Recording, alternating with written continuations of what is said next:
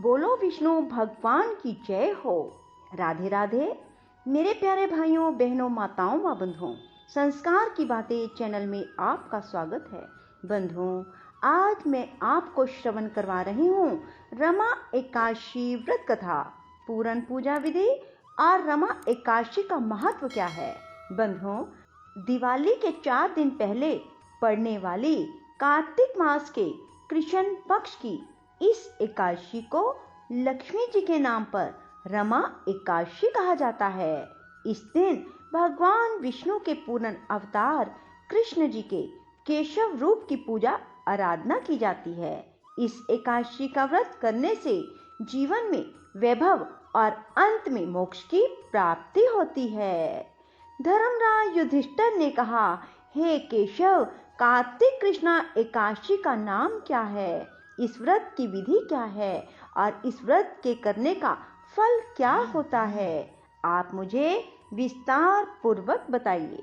भगवान श्री कृष्ण बोले, हे राजन, कार्तिक के कृष्ण पक्ष की इस एकादशी का नाम रमा एकादशी है। यह एकादशी बड़े बड़े पापों को नाश करने वाली और असीम वैभव देने वाली है।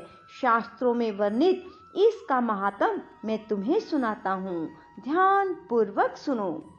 प्राचीन काल में मुचकंद नाम का एक राजा था। उसके इंद्र के साथ बहुत मित्रता थी और साथ ही यम, कुबेर, वरुण और विभीषण के साथ भी मित्रता थी। वह राजा बड़ा धर्मात्मा और विष्णु भगत था, न्याय पूर्वक राज्य करता था। राजा मुचकंद के एक कन्या थी जिसका नाम चंद्रभागा था। उस कन्या का विवाह चंद्रसेन के पुत्र शोभन के साथ हुआ। एक समय शोभन अपने ससुर मुचकंद के घर आया। उन्हीं दिनों जल्दी ही पुण्यदायिनी रमा एकादशी आने वाली थी। व्रत का दिन समीप आया तो चंद्रभागा को बहुत सोच उत्पन्न हुई कि मेरे पति बहुत दुर्बल हैं और मेरे पिता की व्रत के बारे में आज्ञा अति कठोर है। दशमी को राजा ने ढोल बजवाकर सारे राज्य में घोषणा करवा दी कि रमा एकादशी को सभी व्रत करेंगे। घोषणा को सुनते ही शोभन को बहुत चिंता हुई और अपनी पत्नी से बोला, अब मुझे क्या करना चाहिए, मैं किस प्रकार भूख सहन नहीं कर सकूंगा। ऐसा उपाय बताओ कि जिससे मेरे प्राण बच सके, अन्यथा मेरे प्राण अवश्य ही चले जाएंगे। चंद्रभागा कहने लगी, हे स्वामी, मेरे पिता के राज में एकादशी को कोई भी भोजन नहीं करता। हाथी, घोड़ा, ऊंट, बिल्ली, गऊ आदि भी तृण और जल आदि ग्रहण नहीं कर सकते।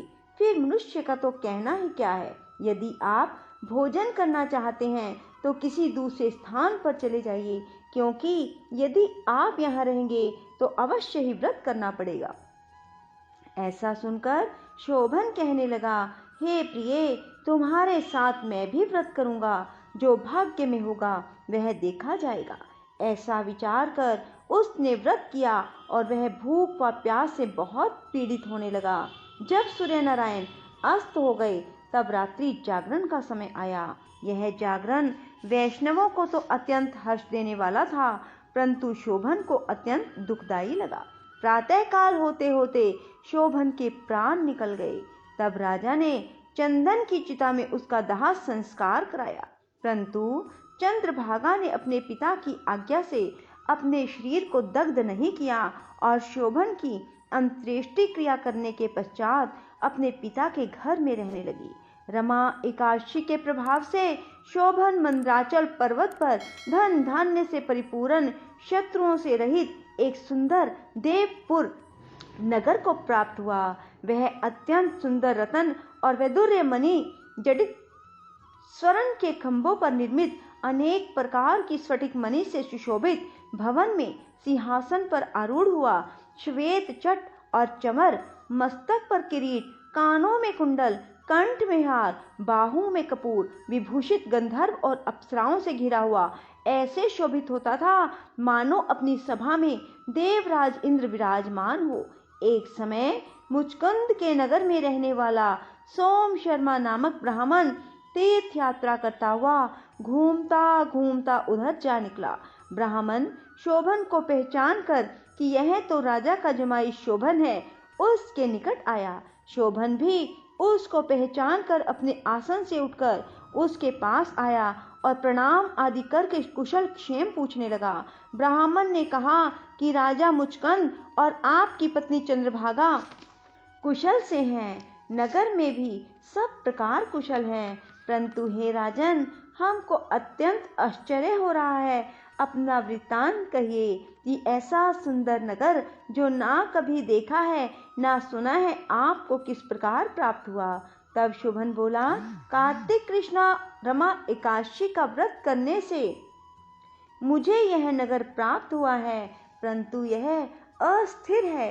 यह सुनकर ब्राह्मण बोला, हे राजन, स्थिर होने का कोई उपाय तो कहे, मैं उसे अवश्य में पूरा करूंगा। शोभन ने कहा, मैंने रमा एकादशी का व्रत अनायास और श्रद्धा से रहित होकर किया था, इसलिए यह सब कुछ अस्थिर है। यदि आप मुचकंद की कन्या चंद्रभागा को यह सब वृतांत कहें तो यह स्थिर हो सकता है। यह सुनकर ब्राह्मण सोम शर्मा ने अपने नगर में लौटकर चंद्रभागा से संपूर्ण वृतांत कहा। ब्राह्मण के वचन सुनकर चंद्रभागा बड़ी प्रसन्नता पूर्वक ब्राह्मण से बोली, हे ब्राह्मण, यह सब बातें आपने प्रत्यक्ष देखी हैं क्या, या स्वप्न की कर रहे हैं। ब्राह्मण कहने लगा, हे पुत्री, मैंने महावन में तुम्हारे पति को प्रत्यक्ष देखा है, साथ ही किसी से विजय ना हो ऐसा देवताओं के नगर के समान उसका नगर भी देखा है। उन्होंने यह भी कहा है, यह स्थिर नहीं है। जिस प्रकार यह स्थिर रह सके वह उपाय आपको करना चाहिए। चंद्रभागा कहने लगी, हे विप्र, तुम मुझको वहां ले चलो।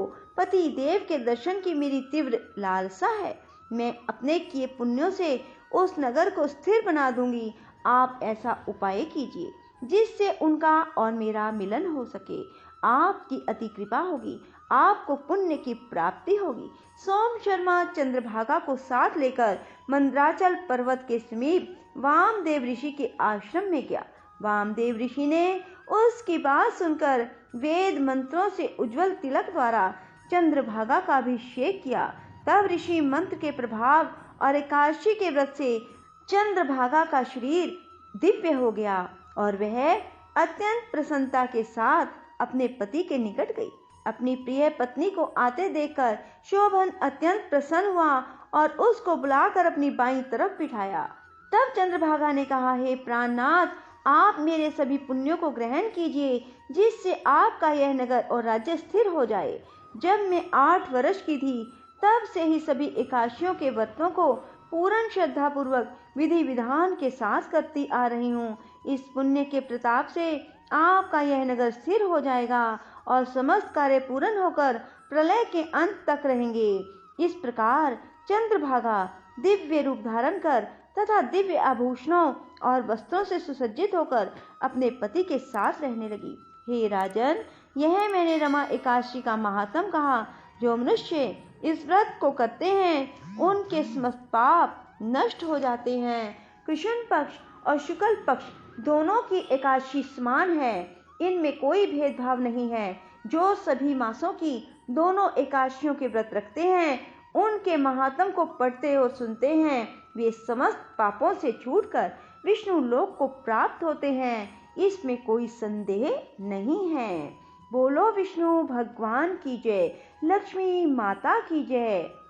बंधुओं, एकादशी व्रत के दिन कुछ नियमों का पालन अवश्य करें, वरना एकादशी व्रत का फल प्राप्त नहीं होता है।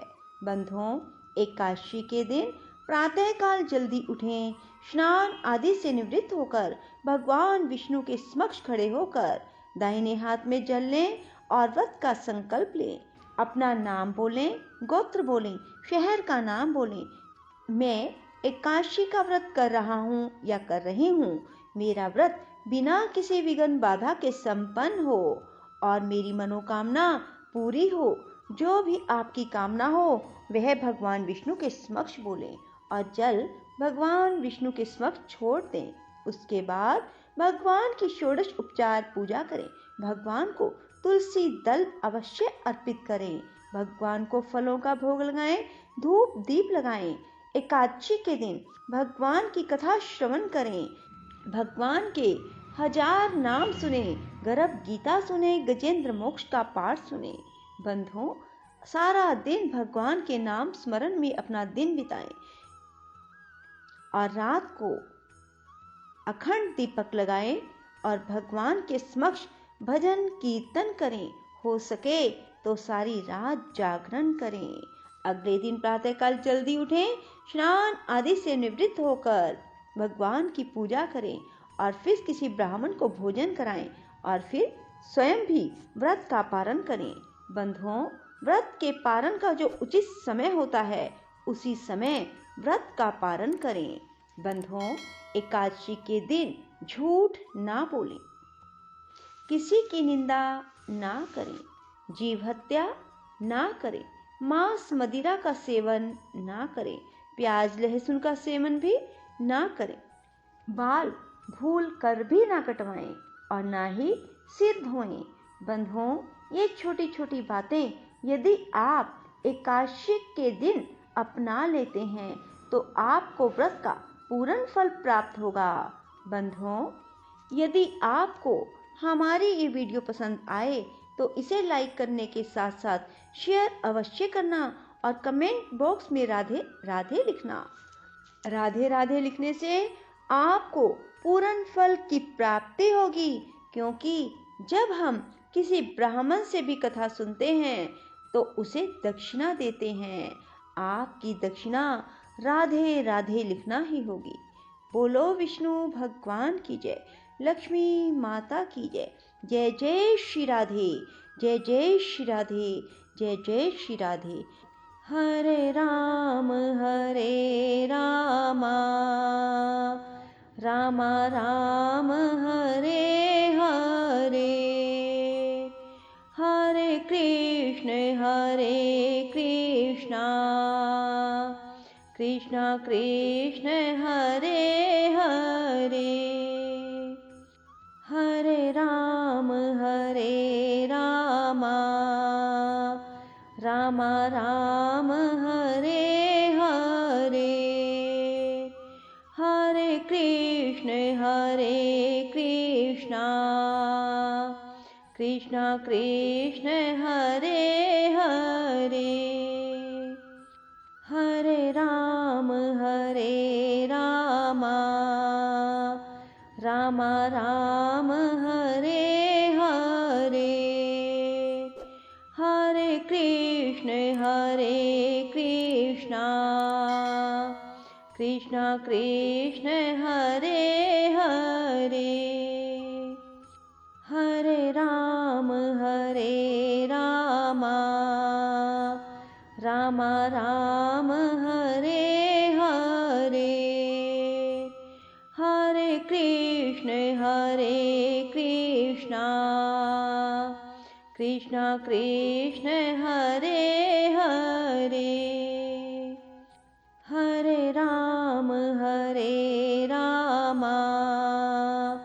राम राम हरे हरे, हरे कृष्ण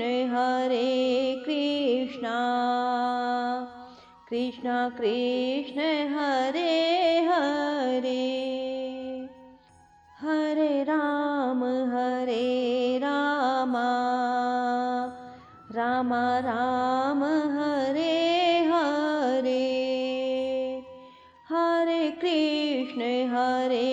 कृष्ण कृष्ण कृष्ण हरे हरे, हरे राम राम राम हरे हरे, हरे कृष्ण